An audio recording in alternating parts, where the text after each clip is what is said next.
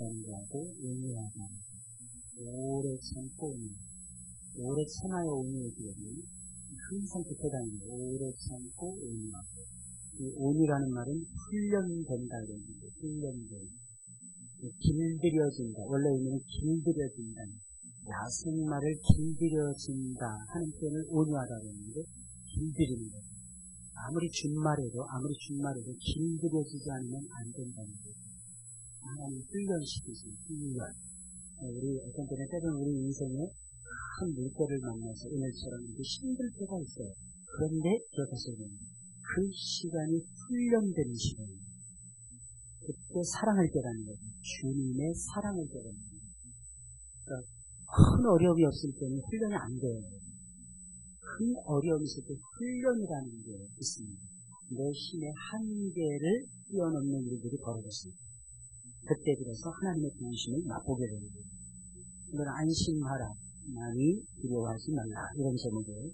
예수님이 주로 활동하시던 방송은 유대 땅이 아니라 갈릴리 지역이었고 예수님은 갈릴리 지역은 갈릴리 바다를 뛰고 있었는데 이 바다는 엄청나게 변덕스러운 바다였습니다.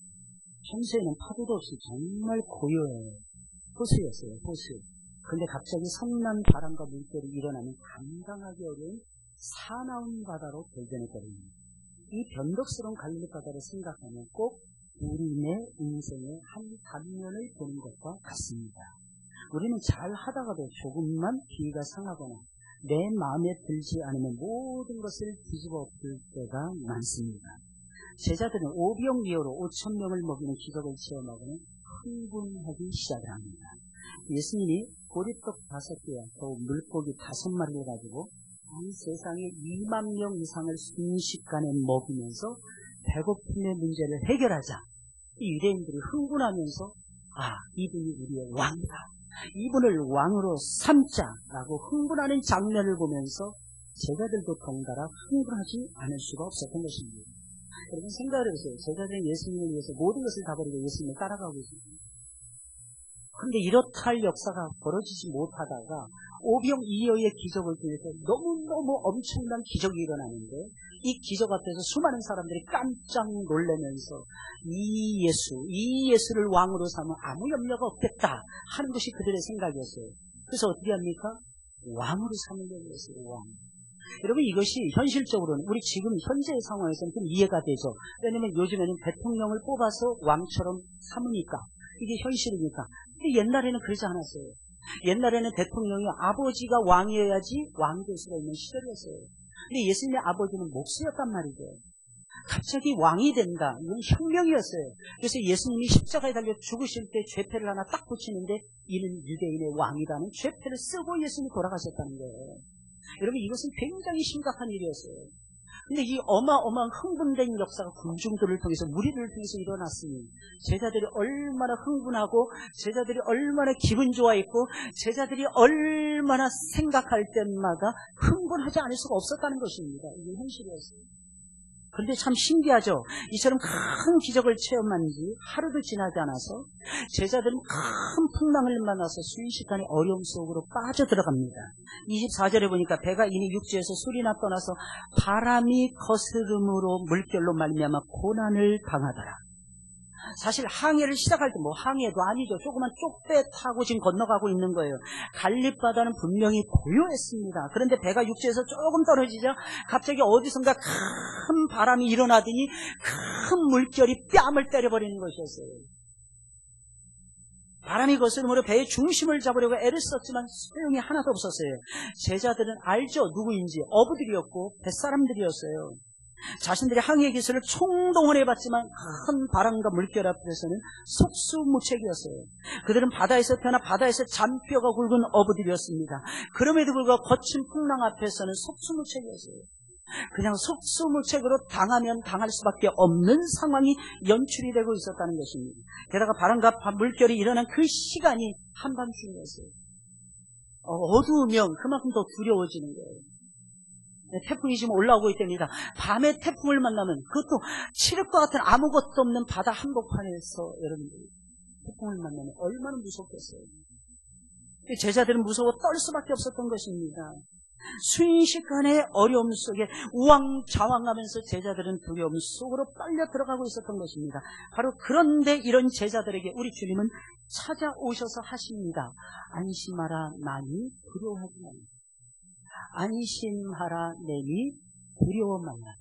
갑자기 막 폭풍우가 막 몰아치는 현상인데, 여러분 이것이 그치지도 않았는데 예수님이 하시는 말씀, 안심하라, 내니 두려워하지 말라. 도대체 납득이 안 가는 거죠. 요즘 말하면 이런 컴퓨터 같은 거 이렇게 하기에는 안심 모드 설정이라는 게 있어요. 안심 모드 설정. 여러분 이게 안 돼 있으면요, 여러분 큰일 납니다. 계속해서 바이러스 먹게 되고요. 그 컴퓨터는 오래 쓸 수 없게 됩니다. 이게 굉장히 중요해요. 그래서 모든 컴퓨터 속에는 안심 모드 설정이 다 들어있어요. 같은 거예요. 우리에게 주님이 안심 모드에 칩을 끼워주고 있는 거예요. 안심 모드의 프로그램을 하나님이 짜주시고 계시는 것입니다. 그럼 왜 주님은 큰 바람과 물결을 만나서 고생하고 있는 제자들에게 안심하라, 내니 두려워하지 말라라고 말씀하신 걸까요? 거기는 분명한 이유가 있었어요. 여러분 신앙은요, 근거를 가지고 믿으셔야 됩니다. 어떤 근거가 충분했을 때 믿어야 돼요. 성경의 앞뒤도 잘 재어보셔야 됩니다. 어떤 한 단어만 어떤 때는 콕 집어서 은혜 될 때도 있지만 그 단어뿐만 아니라 문맥 속에서 은혜를 받으셔야 되고 그 장 속에서 은혜를 받으셔야 되고 그 장이 속해 있는 성경 전체 속에서 은혜를 받으셔야 돼요. 실제로 제자들은 주님이 명하신 항해를 하고 있었거든요.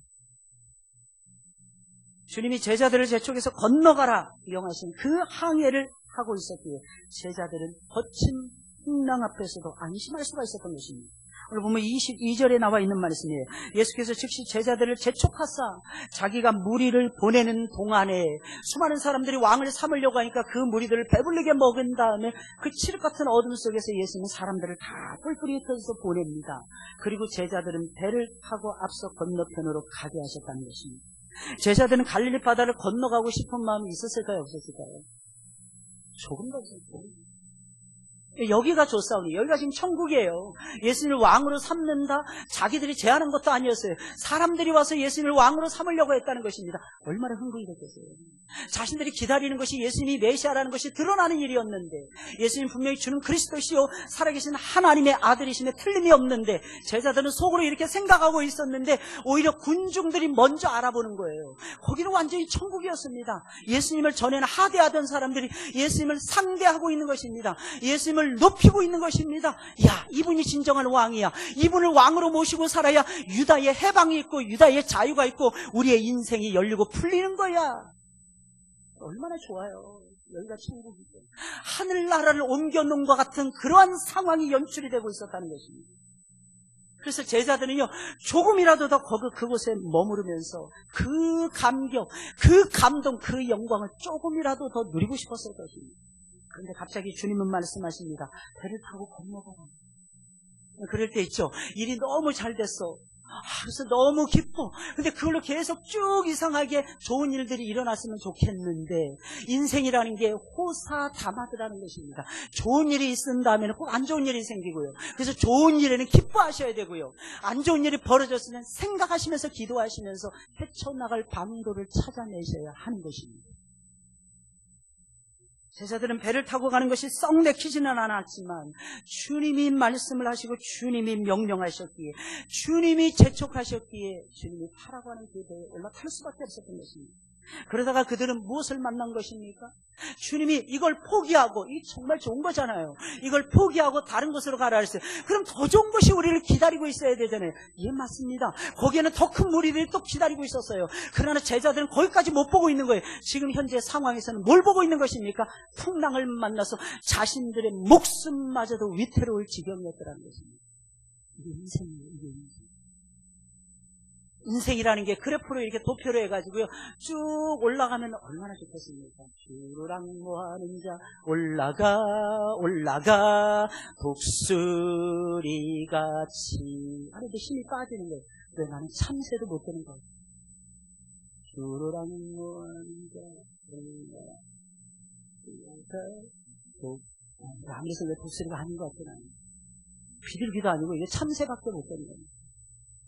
제비라도 됐으면 좋겠어요. 강남으로라도 날아가 버리고.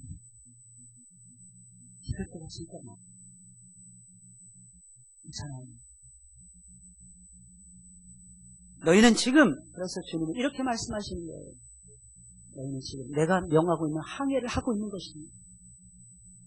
내가 명령한 항해를 하고 있는 한 안심할 수 있느니라. 그리고 주님께서 말씀하고 있는 거예요.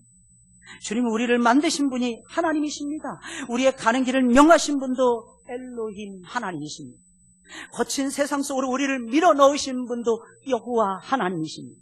예수님을 믿는다고 해서 고난과 고통이 면제되고 해제되는 것은 절대로 아닙니다.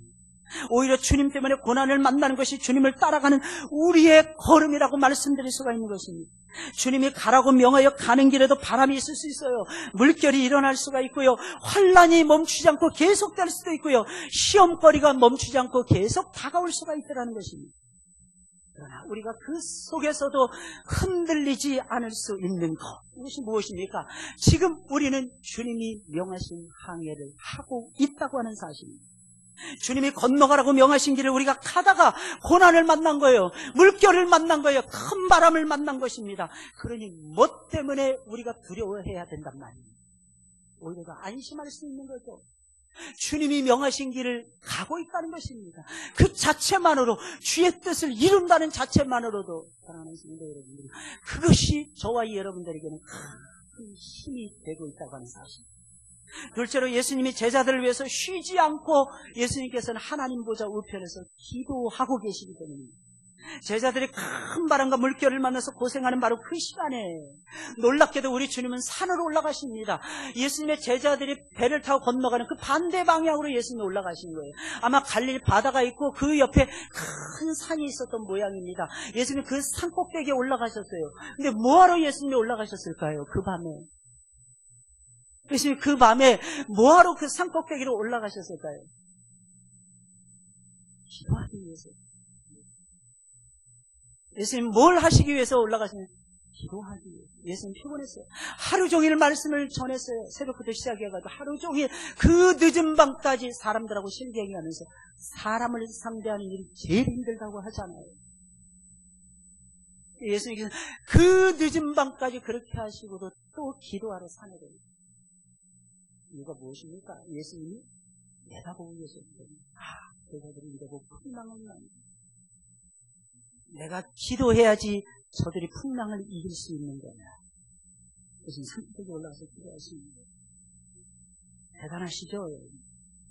주님도 피곤하셨을 거예요. 육신을 가지고 있었기 때문에 주님도 쉬고 싶으실 거예요. 근데 우리 주님은 쉴 수가 없었던 거예요. 기도는 언제 하느냐? 기도는 피곤한 중이에요. 내 인생에 피곤이라는 파도가 몰려요. 우리는 거기서 그냥 쓰러져 버릴 때가 많죠. 낙심하고 쓰러질 때가 많죠. 그때가 기도해야 될 중요한 타이밍이죠. 왜냐하면 그 시간이 주님이 우리를 세 번째로 찾아오시는 시간입니다. 주님이 오시게 하려면 우리는 무릎 꿇고 기도해야 되는 것입니다. 비록 제자들은 주님이 명하신 항해를 하다가 고난을 만났지만 그 고난 속에서도 그들은 안심할 수가 있었어요. 왜? 도대체 무엇 때문에? 그들이 고난을 받고 있던 바로 그 시점에도, 그 시간에도 그들을 사랑하시는 주님께서는 멈추지 않고 쉬지 아니하시고 그들을 위해서 기도하고 있었기 때문입니다. 우리는 모든 시험과 환난에서 반드시 이기게 될 것입니다. 그 이유가 무엇일까요? 그 이유는 로마서 8장 31절 34절이 제공해주고 있어요. 예수님이 하나님 보좌 우편에서 우리를 위해서 쉬지 아니하고 기도하고 계시기 때문이라는 것입니다. 누군가 날 위해서 기도하는 것만큼 힘이 되는 것은 이 세상에 없습니다. 괜찮은 사람들의 등들을 자세히 보면요, 항상 기도의 후원자가 든든하게 받쳐주고 있더라고요. 어떤 일이 있을 때에 흔들리지 않는 사람, 그 사람 뒤에는 든든한 기도의 후원자가 꼭 있더라고요. 이상하죠, 여러분? 그래서 누가 제일 부러우냐? 다른 것은 부럽지 않은데요, 꼭 부러운 것이 있어요. 그것이 무엇입니까? 누군가 날 위해서 기도해주는 사람이 있는 사람. 여러분, 그 사람은 정말 부럽더라고요. 그런데 사랑하는 성도 여러분, 나를 위해서 기도하는 사람이 없더라도 실망하지 마세요. 낙심하지 마세요. 이유가 무엇입니까? 주님이 나를 위해서 밤낮 쉬지 아니하고 하나님 우편에서 지금도 기도하고 계십니다. 그 힘으로 우리가 사는 거예요. 그 힘으로. 쉬지 않으세요. 주님이 쉬지 않으세요. 우리는 때로는 피곤하고, 때로는 우리 시험에 들고, 때로는 어렵고, 때로는 할 일이 너무 많다, 바쁘다 라고 하는 핑계. 우리는 기도를 멀리할 때가 한두 번이 아닙니다. 이상해요. 사는 모습을 보면요, 기도를 많이 한 사람이나 기도를 적게 한 사람이나 별반 차이가 없습니다. 도대체 무엇 때문일까요? 변함없이 기도하시는 든든한 기도의 구원자 예수 그리스도께서 계시기 때문에. 근데 시간이 가면 갈수록 달라집니다. 내가 기도하느냐 기도하지 않느냐에 따라서 나타나는 차이는요, 시간이 한참 걸려요. 시간이 한참 걸려요. 언제 나타내? 결정적인 순간에 나타나요. 결정적인 순간에 내가 기도에 내 뿌리를 깊이 내린 사람하고요, 깊이 내리지 못한 사람하고는 결정적인 순간에 달라요. 그리고 열매가 있어요. 기도를 계속한 사람들이 있죠. 이 분향단이라는 거 있잖아요. 구약에 보면 분향단이 나요. 그럼 분향단 아십니까? 거기다가 향을 피워서 하나님께 올려드려요. 이 분향단이 뭘까요? 이 분향단, 향을 피워서 올려드리잖아요. 떡을 바치고 불빛을 피워가지고 하나님 앞에 향수를 펴가지고 올려드립니다. 근데 굳이 이 연기를 내가지고 향을 살려가지고 올릴 필요가 뭐가 있을까요? 이건 요한계시록의 말씀을 보니까 성도들의 기도라. 성도들의 기도가 향이 돼서 올라가는 거예요. 어디로? 하나님의 품으로. 근데 여러분, 이 분향단은 뭘로 만드는 줄 아십니까? 1규빗 높이가 1.5규빗입니다. 가로 세로가 1규빗밖에 안 돼요. 근데 높이가 1.5규빗으로 이루어져 있어요. 1.5규빗이라면 한 70cm 이거밖에 안 됩니다. 높이가 그냥 딱 우리 책상 정도 높이밖에 안 돼요. 그 정도 높이가 안 될 것입니다. 아마 탁자보다 조금 높은 거, 거실에 있는 소파의 탁자 있잖아요. 그 탁자가 조금 높은 정도 이런 것도 되거든요. 근데 이게 재료가 있어요. 이 재료가 뭔지 아십니까? 이 재료가 가시나무예요. 향나무가 아니었다니까요. 백향목이 아니었다니까요. 잣나무, 전나무, 소나무가 아니었다니까요. 나무 중에 제일 핫바리, 나무 중에 가장 형편없는 가시나무로 만들었어요.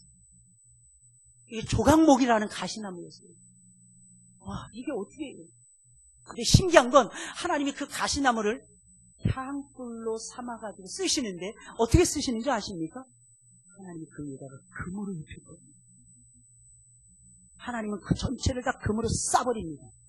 여러분, 어떤 옷이 제일 아름답습니까?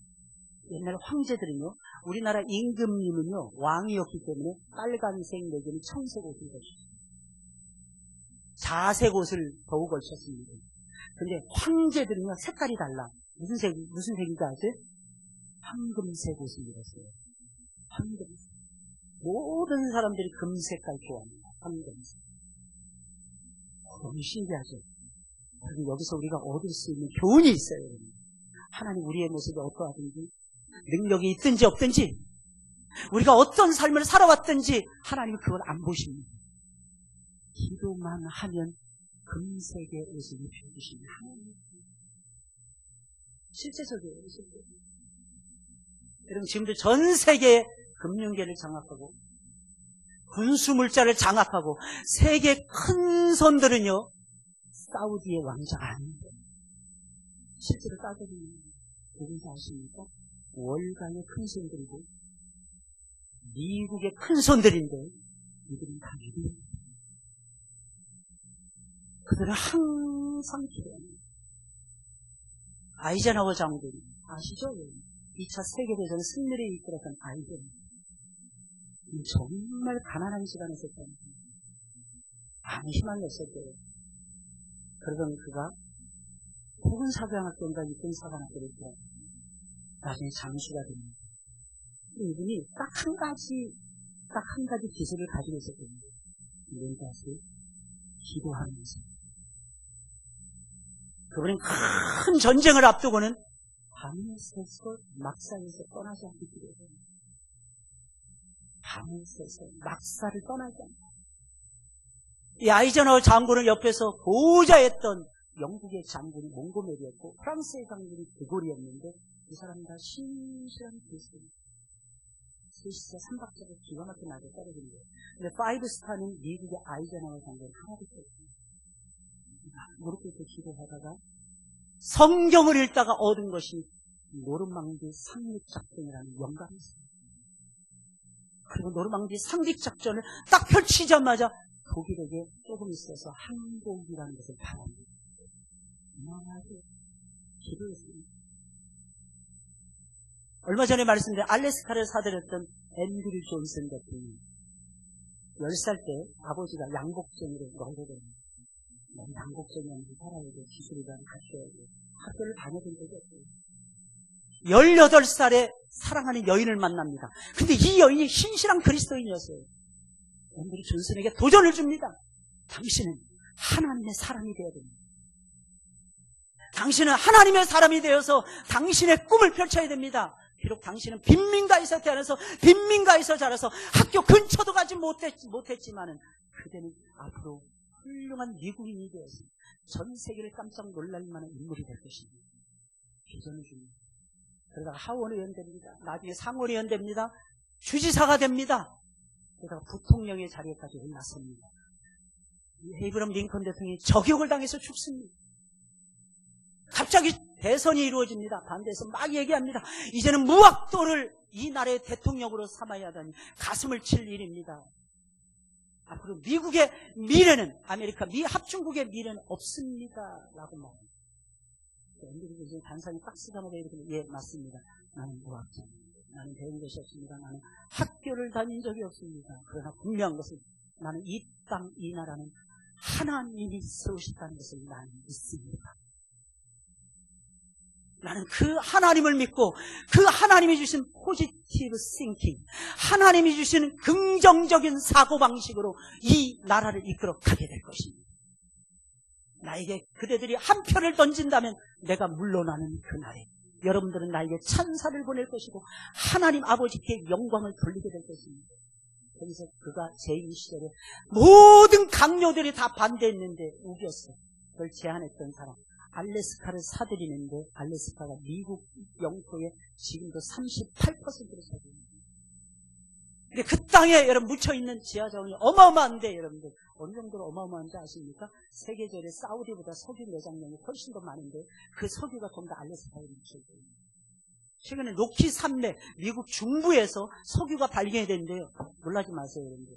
300년 쓰고도 남을 정도의 석유가 묻혀있어요. 대단한 뉴스예요. 대단한 뉴스. 요즘 대체 연료 막 그러잖아요. 여러분. 그걸 얼마에 사들였느냐? 720만 달러의 헐값을 사들였습니다. 미국 영토의 38%를 쓰던 알래스카를 사들입니다. 앞장서면서 진두지면서 미국을 세계적인 단계로 올려놨던 사람. 그 사람은 앤드류 존슨입니다. 조각목과 같은 사람입니다. 사랑하는 성도 여러분들, 우리가 무엇이 있습니까? 우리가 할 수 있는 거 무엇이 있습니까, 여러분들? 하나님께 무릎 꿇고 엎드리는 일밖에 무엇이 있습니까? 우리도 금색 옷을 입어봐야 할 때 하나님이 진짜 금으로 만든 옷이 있을까 하지만 진짜 금으로 만든 옷을 입을지 누가 합니까? 할렐루야. 저는 소망을 해요. 하나님, 우리의 소중한 성도들이, 우리 소중한 자녀들이 하나님이 입혀주시는 금빛 옷을 입고 세상을 누비게 하옵소서. 하나님이 하셔요. 근데 그 한복판에 주님의 기도가 있다니. 우리는 주님을 배우고 주님을 따라가고 주님을 전파하는 사람들이잖아요. 그럼 우리도 기도해야죠. 할렐루야. 셋째로 주님께서는 바다 위를 걸어서라도 제자들에게 찾아오시기 때문입니다. 24절부터 27절까지의 말씀이에요. 주님은 힘든 항해를 하는 제자들을 보고만 계시지 않았어요. 문제를 안고 허둥대고 있는 제자들이었어요. 예수님은 그들 향해서 다가오시면서 얘들아 어찌하여 너희에게 믿음이 없느냐 말씀하지 아니하셨어요. 예수님은 그냥 가차없이 찾아오시는 거였어요. 우리의 믿음의 유무하고 상관없이 우리 주님은 우리를 보시고 다가오시고 찾아오시는 분이시라는 사실. 주님은 그 시간이 언제가 되었든지 상관하시지 않습니다. 어디가 되었든지 상관하시지 않습니다. 밤 사경에 예수께서 바다 위를 걸어서 제자들에게 오셨다 그랬어요. 밤 사경이라는 시간은요, 새벽 3시부터 시작해서 6시 사이를 얘기하는 거예요. 엄밀하게 말하면 새벽 3시부터 동트기 전까지의 시간이 밤 사경이었어요. 마지막 밤, 칠흑같이 어두운 밤 시간이었어요. 모든 사람들이 일어나기 힘들어하는 그 시간에 우리 주님께서는 깨어서 기도하고 계시다가 찾아오셨다는 거예요. 게다가 주님은 그곳이 땅이 되었든지 바다가 되었든지 상관하시지 않고 찾아오셨어요. 분명히 성경은 말을 하고 있습니다. 예수께서 바다 위를 걸어서 찾아오셨다. 많은 성경학자들, 자유주의 신학자들 이렇게 말합니다. 새빨간 거짓말이라는 거예요. 어떻게? 사람이 물 위를 걸을 수 있냐는 거예요. 우리도 그러지 않나요? 좀 어려움을 어떻게 이 문제가 해결이 될까? 이 문제가 해결이 되면 내 손에 장을 지지. 근데 맨날 해결되고 우리가 여기까지 오잖아요. 여러분들의 인생도 마찬가지잖아요. 얼마나 제자들이 불신앙했는지. 여러분. 예수님이 게다가 이때 당시에 무슨 색깔의 옷을 입고 다니셨을까요? 예수님은 원래 우리 한국 사람들의 조상이 되세요. 그래서 우리 한국 사람들처럼 흰 옷 입기를 좋아하셨고요. 아무런 옷이 없었기 때문입니다. 그냥 흰 옷 입고 돌아다니셨고요. 근데 여러분 생각해보세요. 물살이 막 치고 바람이 막 부는 밤에 흰 옷 하나가 걸어오는 거예요. 그래서 제자들은 어떤 반응을 보였습니까?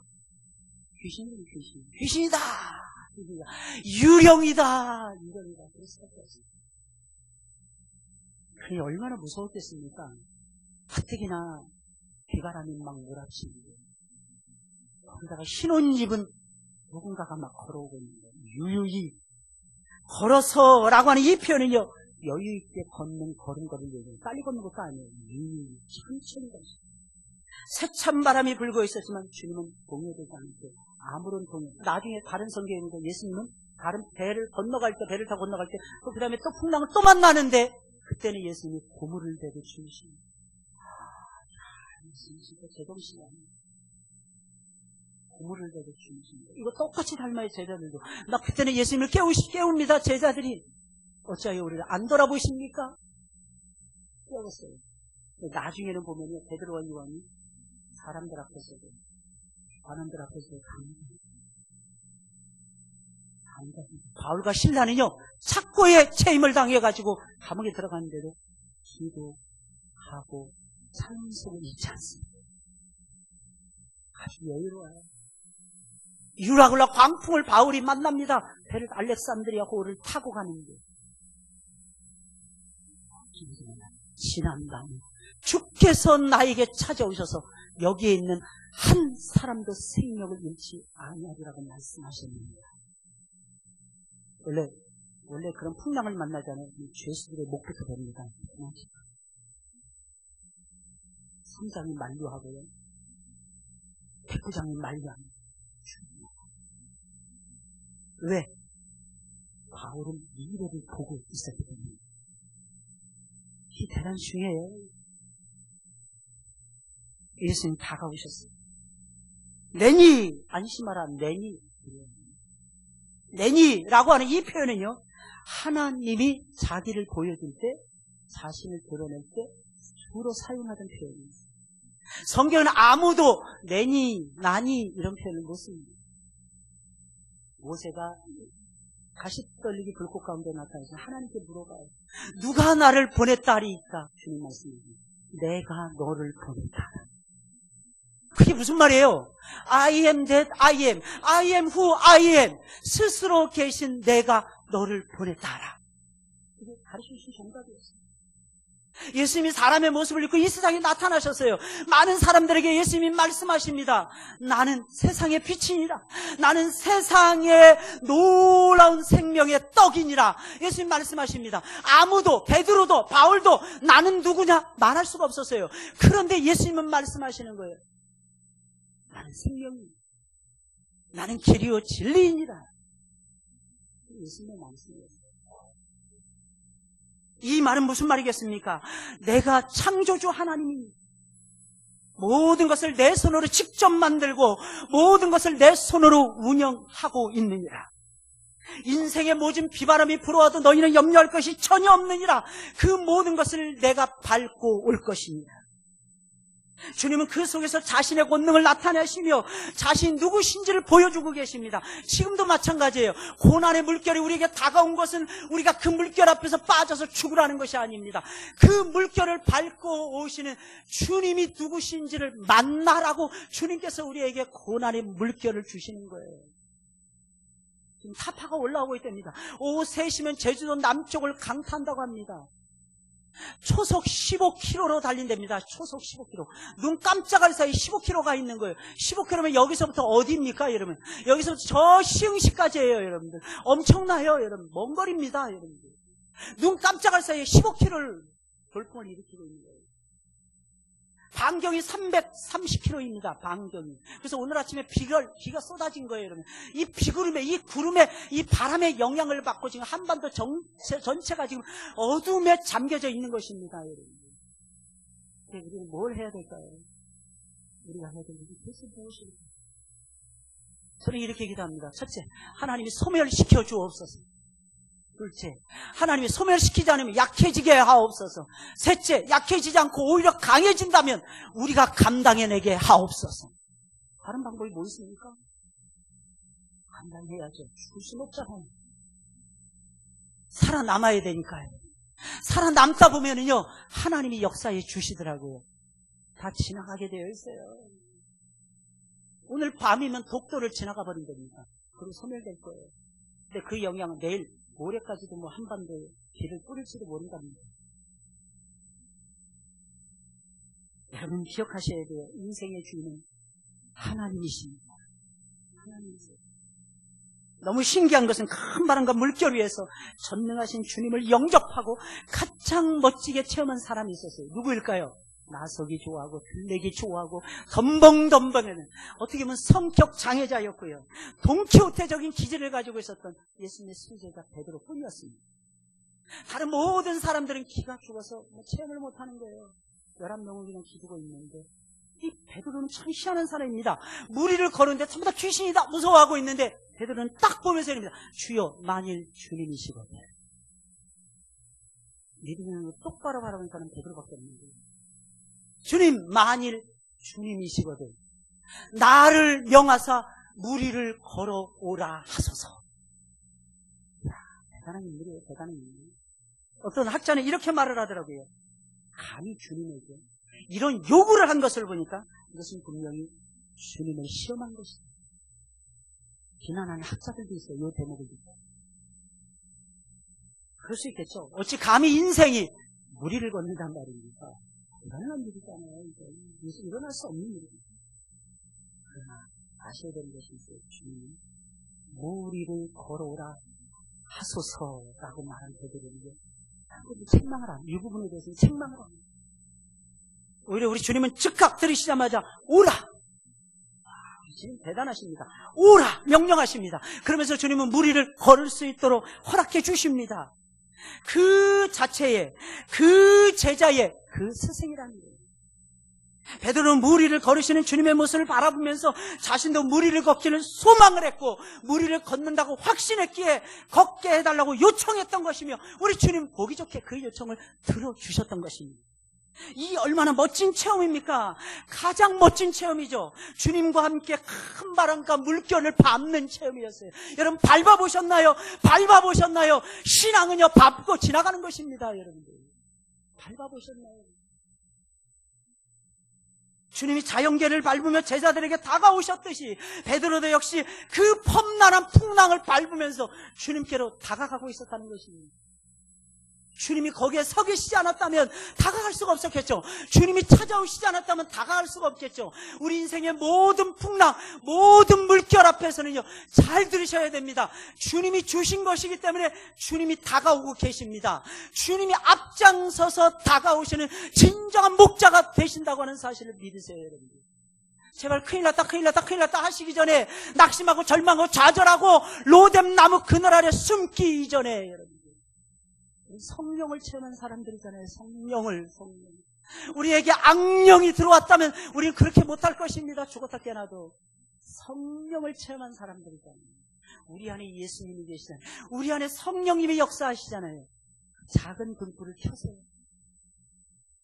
그 작은 등불을 켜서 여러분들의 영혼의 빛을 비추세요. 그리고 여러분들의 영혼을 향해서 외치세요. 여러분들 깨어라, 깨어라, 일어나라 외치세요. 그럼 그 속에서 죽어있었던 믿음이 다시 살아날 것이며 힘들었던 모든 확신들이 부활하게 될 것이며 그 속에서 무리를 걸어서라도 찾아오시는 주님을 만나게 될 것입니다. 이게 신앙이에요. 이게 멋지지. 최근에 유튜브를 통해서 저도 누군가로부터 받은 거예요. 깜짝 놀랐어요. 말기암 환자들에게 주는 희소식이 있거든요. 보셨어요? 혹시 보신 분 계십니까? 말기암 환자들에게 주는 희소식. 들어보셨어요? 그런 게 있더라고요. 저도 몰랐는데 제 친구 목사님이 저한테 이 목사님 한번 보세요. 그러면서 저한테 보내주신 게 있습니다. 와, 갑자기 깜짝 놀랐네요. 폐암 말기 환자가 온몸에 다 암덩어리가 퍼진 환자가 3개월 시한부를 받았던 환자들입니다. 강아지에게 먹이는 구충제를 먹이고 난 거. 강아지에게 먹이는 구충제가 있어요. 근데 그 구충제, 우리 그런 거 있잖아요. 우리 몸속에 있는 뭐 회충, 기생충 이런 거 죽이는 구충제 있잖아요.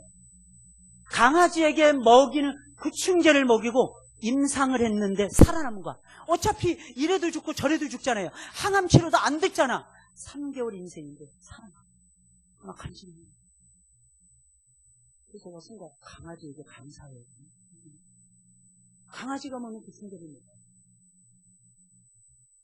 저는 그걸 보면서 이런 생각을 했어요.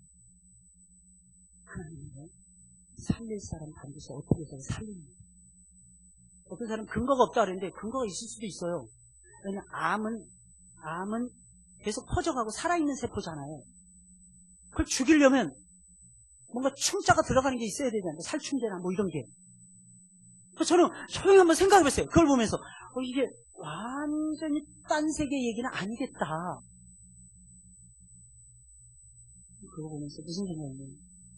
우리는 구충제를 의지하자는 말씀이 드리는 게 아니에요. 우리는 하나님을 믿는 백성들. 처음에 믿음으로 시작해서 믿음으로 쭉 가는 거야. 애들이 왔다 갔다 하잖아요, 애들이. 그러면 애들도 믿어주시는 거야. 왜? 주님이 나 같은 죄인도 믿어줬잖아. 그럼 나도 믿어줘야죠. 신뢰해야죠. 신용사회를 만들어 봐야죠. 결과는 주님이 주세요. 무리를 걸으시다니까, 무리를. 비록 가다가 빠져서 막 그냥 죽을 것 같은 체험을 또 합니다, 베드로가. 근데 무리를 걸은 사람은 인생 중에 베드로가 유일해. 여러분 무리를 걸어보셨나요? 안 걸어보셨으면 말하지 마세요. 어떤 기분인지. 무리를 걸어봐야 된다니까. 인생의 파도, 인생의 환난, 고난, 그게 무리 아닙니까? 그럼 무리를 왜 주셨을까요? 걸어서 주님께로 오라고. 베드로가 그걸 가르쳐주고 있는 거예요.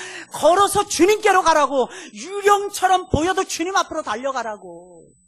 거기서 문제의 해결점을 찾아줍니다. 마지막으로 그들이 믿는 주님은 풍랑을 만난 모든 제자들을 믿음이 있든 뭐 강하든지 약하든지 상관하지 않고 모두 다 건져주시는 위대하신 메시아이기 때문에. 물론 기도하면요 하나님이 역사하십니다. 근데 사실은요 어떤 때는 기도가 안 해도 하나님이 들어주신다니까. 왜? 주님이 우리를 대신해서 하늘 보좌에서 기도하시기 때문에 그 기도만 들으시고도 하나님이 응답해 주실 때가 있어요. 근데 거기다가 내가 기도로 발을 맞춰서 물살을 이기고 피곤을 이기고 환난을 이기고 기도하면서 나아간다면 주여 우리를 도우소서, 무리를 걸어오라 명하소서. 우리가 그렇게 기도한다면 하나님이 안 도와주시겠어요? 하나님이 역사 안 해주시겠어요? 하나님이 가만히 보고만 계시겠습니까? 어떠한 방법으로라도 찾아오셔서 건져내시죠. 그러시잖아요, 여러분들. 주여 나를 구원하소서. 베드로 물속에 빠지면서 주님 앞에 그렇게 말합니다. 예수님이 즉시 성경이니까 즉시 손을 내밀어 그를 붙잡으시니 지체하지 아니하시는 거예요. 왜 지체하지 아니하셨을까요? 야 임마 너 믿음 없어. 나보라 그랬잖아 자식아. 왜 바람을 보고 지랄이야 임마. 주님은 그렇게 말씀하시는 분이 아니었어요. 그러시지 않았어요. 즉시 손을 내면서 딱 건져주시면. 왜? 그러다가 베드로가 숨어서 진짜 죽을지도 모르잖아요. 그 다음에 살려버리면 되거든. 주님은 그걸 원하시지 않았어요. 아직은 부활을 경험하기에는 아직 그들의 믿음이 거기에 차지를 못했어요. 즉시 손을 내밀어서 우리 주님께서 건져주십니다. 그래서 주님이 실망하고 믿음이 작은 자여 왜 의심하냐. 그래서 살다 보면 그럴 때 있죠. 믿음으로 시작했어요. 그 믿음으로 그냥 밀어붙여야 돼. 근데 우리는 가다가 풍랑을 보는 거예요. 바람을 보는 거예요. 오해했더니 또 나옵니다. 엘리야는 형편을 보는 거예요. 사정을 보는 거예요. 피곤을 보는 거예요. 빠져가고 죽을 거예요. 안 죽습니다. 하나님은 안 죽이세요. 왜? 우리 주님은 살리시는 영을 가지고 있습니다. 살리는 영을 가지고 있습니다. 그 살리는 영이 뭔지 아십니까? 하나님의 항상 있는 말씀입니다. 내 말은 영이요 곧 생명입니다. 우리 인생의 물결 만나고 있죠. 나라적으로, 기업적으로. 어제가 한 친구, 취업이 된 친구하고 얘기를 나눴는데 이렇게 말하는 거예요. 목사님, 제가 곧 취업이 되는데 어떻게 될지 모르겠어요. 제가 합격을 했는데. 그게 무슨 말이에요? 그게 목사님, 지금 경기가 너무 침체가 되니까, 너무 힘드니까 뽑아놓고 채용을 안 해요. 뽑아놓는 기업체들이 그렇게 많아요. 이게 우리의 풍랑이 아닐까요? 타파보다 검도 타파보다 훨씬 있어요. 뭘 해야 될까요? 주님을 봐야 되겠죠. 주님 보는 연습 다시 시작해야 되겠어요. 엎드리셔야 되겠죠, 여러분. 우리는 주님이 명하신 항해를 하고 있잖아요. 주님이 보고 계시잖아요. 기도해 주시고 계시잖아요. 풍랑을 밟고 물결을 밟고 주님이 우리에게 다가오고 계시잖아요. 신기한 건 그 주님이 베드로를 건지신 다음에 배 위로 제자들이 빠져 죽을 것 같은 그 배에 딱 오르자마자 물살이 딱 멈춰버리는 거예요. 파도가 멈추는 거예요. 그래서 타고 있었던 모든 사람이 진실로 하나님의 아들이십니다. 진실로. 다시 한번 따라서 볼게요. 진실로 하나님의 아들이로소이다. 고백하는 거예요. 그게 넘어가는 거예요. 할렐루야. 여러분들에게 보내드린 기도제목 쭉 나올 때 수험생, 취준생이 그렇게 많아요. 우리하고 연관된 수험생, 취준생. 얘네들만 제대로 취업을 해서 활동을 하고 신앙생활 열심히 하면 반드시 길은 열리게 돼 있어요. 뭘로 뚫어갈 것인지 고민해 보세요. 뭘로 뚫어갈 것인지. 우리 찬송 부르겠습니다. 300장.